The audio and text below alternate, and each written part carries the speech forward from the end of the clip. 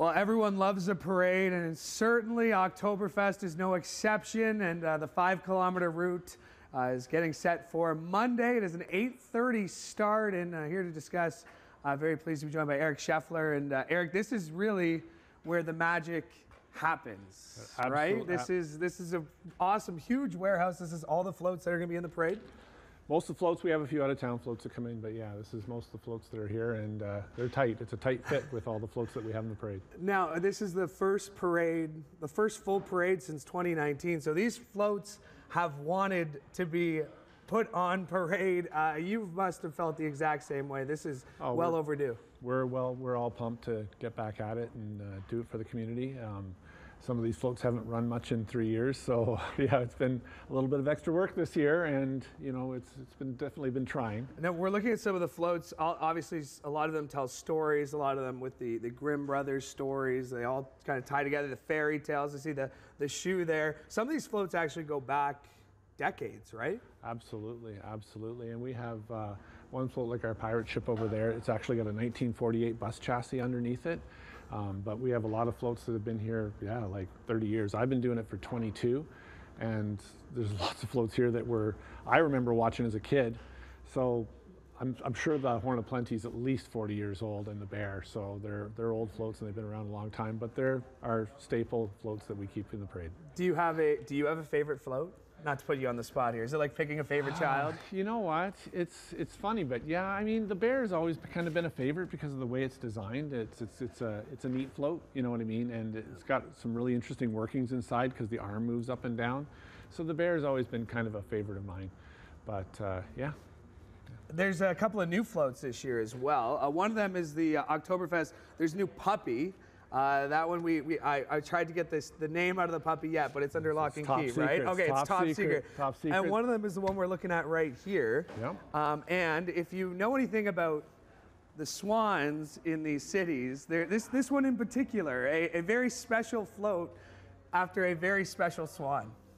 Yeah, it's named after. The name of the swan is Otis. But yeah, you know, a lot of swans in the city in the Waterloo Park and stuff like that. Yeah. So it's nice to have something a little different in the parade this year. And we're gonna get it started here. So this Absolutely. is okay. You're so gonna I'm gonna start. So I'm gonna set up the first float of the parade that's happening Monday. This is it. This is all I gotta do. I'm sure I'm gonna find a way to mess this up somehow. But see, I did. I told you I would. I put it the wrong way. There we go. Okay, you got to stand up there. You got to get up there and stand up there and make sure it doesn't fall over. I'll pose with the float as it's going up. The 5-kilometer route, I do got to let people know that there's obviously tons of seats, but there's grandstand seats as well, yeah, right? there's bleacher seats. You can go on oktoberfest.ca, and you can access, that's Oktoberfest with a K, of course. Yep. And if people want to buy bleacher seats, they can just go online and get seats for it. So. All right. There's so Otis. I think I might know what float I'm going to be on come Monday. 8:30 is when the parade starts. 5-kilometer route goes across from one city into the other. Starts in Kitchener, ends in Waterloo. Starts in Kitchener, ends in Waterloo. And we're continuing from the KW Oktoberfest here in beautiful Kitchener, Waterloo. I like it. I'm good. Thanks, Louie. Doug Gilmore, Daryl Sittler, Bobby Orr, and now the Cline Twins. They are the Grand Marshals of the Oktoberfest Parade, and Carson and Connor, and I'm here with both of them, obviously, and you might have recognized them if you watch America's Got Talent, because you guys just fresh off an appearance of America's Got Talent. What was that experience like? Surreal, still like a pinch me moment, to be honest. It's just crazy because we always dreamed of it, you know, so for that to happen, it was just insane. And Connor, I mean, you did Ellen. Yeah. You guys are huge on TikTok. You did the trade deadline show at TSN. I saw that. I mean, what has this last year and a half been like for you guys? I mean, this last year has been crazy. Like, seriously, like a bunch of dreams come true, and we're excited to do this. And very grateful. Yeah, we're really grateful for sure. You guys are actually from the area. Yeah. So you guys have been coming to Oktoberfest. So to actually be leading the parade, the Grand Marshals of the parade, Carson, I mean, do you pinch yourself moment again? Yeah, for sure, because like you said, we always came to it with our family. It's really cool to actually be a part of it and see what's behind all of it. And yeah, just see. Like, for this to actually happen and like be the Grand Marshal is huge, huge. When did you guys like start picking it up that you could do this kind of thing? Like, showcase us what you're doing, but when did you first pick it up, Carson? I mean, It was like a trend, I think like 10 years ago. So we started about then, and then we just started doing it together and filming it, like us doing it in sync. And then it started going viral, and then yeah, we just went on TV and everything and picked up from there. So where on TikTok can we find you guys? At the Cline Twins, CLINE Twins, and on Instagram too, if you want. All right, cool. All right, show us some stuff. Show us your fanciest tricks here. Here we go. Not bad. We're continuing here at Oktoberfest, Kitchener-Waterloo Oktoberfest. We're continuing here at CHCH Morning Live. All right, well, when you think of Oktoberfest, you think of beer, you think of pretzels, and luckily we are at Grainharvest Breadhouse where the pretzels are plenty. And we're here with David Notzold, and you are the owner here. One of them, yeah. One of the owners here at Grainharvest. I mean, you must love this time of year, don't you? Yeah. It's a lot of work. Not a bad time of year. It's busy, but we do appreciate being involved and have been for many years with Oktoberfest, and it's a great event, brings people together, and it's nice that it's held in person again. Now, 30,000 pretzels are going to be sold this weekend. Is that right? That's about the number. Like like just at the Oktoberfest. Just at Oktoberfest. So like our pretzels are available like at different like sports arenas throughout Ontario, like grocery stores and stuff like that. So yeah, we've been making lots of them these days. I was about to say the kitchen's very busy. We saw that over there. Why don't you tell us a little bit about the 3 different kinds of pretzels you have here in store? What do we got? Sure. What are we working with? So I mean, our most popular pretzel is the traditional pretzel. Salted pretzel. Yes, I can see that. Like people like to get their hands on those. And then cheese pretzel is kind of a nice alternative to that if you want to take it up a level. Yeah. And then for the people with a sweet tooth, like we have an apple cinnamon pretzel. Wow. So that has, instead of the salt, like coarse sugar on it. So yeah. Well, they look delicious. All of them do. I'm going to admit I already had a cheese pretzel since I've been here, but everything looks great here. The breads you make in-house? All that's the breads right. you make in-house So yeah, here. primarily we specialize in bread and buns. Few sweet things, and pretzels are a big thing for us, and they come in all shapes of pretzel buns, pretzel sticks, and the apple strudels are made in store here as well. That's correct. And then there is gluten and wheat-free section here as well. Which that's correct. Yeah. For people who can't have that. Yeah. So that's all done like in a separate facility and. Awesome. Well, you're going to show us how to make. You're going to show me how to make these, right? Yeah. Okay. All right. You think I can pull it? You think I can pull it off? All right. Well, we'll see, right? We're going to take a quick break. We're going to take a peek back here and see what's going on. But we're going to take a quick break, and when we come back at Grainharvest Breadhouse, we'll be pulling the pretzels ourselves here. You're watching Morning Live from Kitchener-Waterloo Oktoberfest. And we're back at Grainharvest Breadhouse, and we're behind the scenes now. And of course, Oktoberfest, we think pretzels, and we're going to learn how to make the pretzels. And we're back here with David. And David, we talked about this 30,000 pretzels likely going to be sold just this weekend. But how many pretzels do you think you're making in a day here? In a day? That could be anywhere between 5,000 and 10,000, depending on kind of what the orders are. So. Okay, all right. Well, I'm going to help you out here. You're going to show me what I'm doing here. And if you do a good job, we'll hire you. Okay, all right, perfect. All right, so this is how the dough starts. That's correct. Like we pre-lengthen it a little bit. Yep.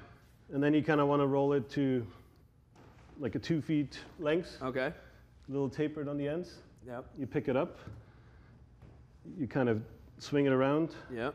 Do the knot. Push it in. All right. Okay. And now the knot. There's a significance to the knot, right? What is the significance of the pretzel knot? Well, historically speaking, there's a lot of different stories, like where the pretzel kind of originated. Like there is a story that it used to be back in the day, like used at weddings and kind of like tying the knot. Yeah. Here. So put it down and then cross your hands over, and then pick it up and fold it up. Yeah, I mean you got the general shape there. Oh. Okay. Not quite holding together. Not quite holding together. All right. Okay. Here we go. So general shape. So kind of loop it around. Loop it around. And then cross the ends over. Like that. And now, move, like this side has to come over here. Oh, that side's got to come here. Yep. And then you twist it to the other side.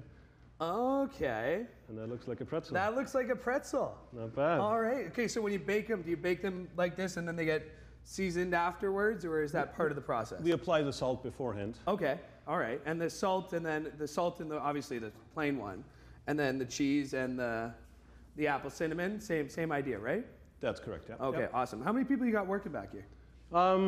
We in total employ like 40 people. Yeah. Not all of them involve pretzels, some sell pretzels. I imagine, yeah. Okay, so we got this, and then this one comes on that side, and that one comes on that side, and that kind of looks like a pretzel. I would say, yeah. I think I know what I'm doing. All right, so you have 4 locations throughout Kitchener-Waterloo or throughout Ontario, or where are your locations at? Yeah, Waterloo, Kitchener is kind of like our home base, and then we send out pretzels like to other like retail stores. You were saying that earlier. If you go to the Scotiabank Arena, if you're somewhere at an event in Toronto, you're likely eating a Grainharvest pretzel, aren't you? Yep.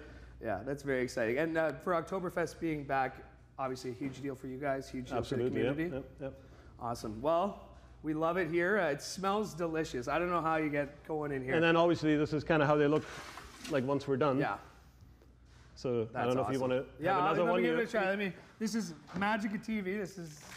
I'll give it a shot here. Yeah. I love this. I could eat pretzels all day. All right. We're continuing at Kitchener-Waterloo Oktoberfest on CHCH Morning Live. I'm gonna keep eating this. Oh my gosh. I can eat this shit. All right, we are here at the Glockenspiel now, and we're with Alfred Lowick. He's the executive director of KW Oktoberfest. And Alfred, I mean, this is a work of art. This is a landmark, historical, I mean, distinguishable. This is a very special place we're at right now. This is part of Oktoberfest, the core part of it. Really back to the history of getting the organization founded. Yes, the Glockenspiel and the characters going through there. It was all put together in 1976, and at a cost of about $65,000 at the time. So it was a fairly significant investment for the community and KW Oktoberfest.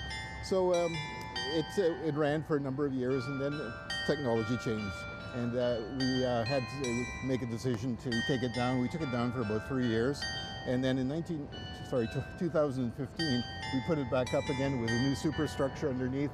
All the electronics behind it are amazing. Of course, it costs a little more, 400 grand then. But anyway, you'll see what it is. It has 23 bells, 23 bell carillon along the top, you'll see. And now it'll be showing a scene of wow, there you go. That is Snow White and the Seven Dwarfs right there. That's, I mean, this is going to actually tell the story. We saw the dwarves come in, you know, the heart, the story, everybody knows, and it's Grimm Brothers, so you know it's very on cue. Now, you talk about the restoration. Yep. You actually had to call on the public to go through their old footage. Tell us a little bit about that, because you needed some help to figure it out. And obviously there's a bunch of different aspects of the help needed. The history, bringing back all the stories, who brought this into the organization, the community way back in '76, and we were fortunate to have a past president that was involved with it. So Dr. Jack Bishop was one of our founders, and the bells and the whole Glockenspiel were built in Belgium. Okay. And brought over and then established here. So.